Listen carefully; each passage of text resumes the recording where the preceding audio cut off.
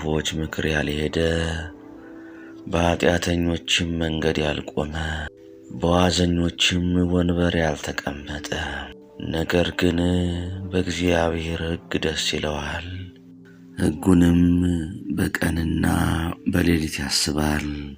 እርሱም በውሃ ፈሳሾች ዳር እንደተተከለች ፍሬዋን በየጊዜዋ እንደምትሰጥ ቅጠሏም እንደማይረግፍ ዛፍ ይሆናል። የሚሠራውም ሁሉ ይከናወንለታል። ክፉዎች እንዲህ አይደሉም፣ ነገር ግን ነፋስ ጠርጎ እንደሚወስደው ትቢያ ናቸው። ስለዚህ ክፉዎች በፍርድ ኃጢአተኞችም በጻድቃን ማኅበር አይቆሙም። እግዚአብሔር የጻድቃንን መንገድ ያውቃልና የክፉዎች መንገድ ግን ትጠፋለች።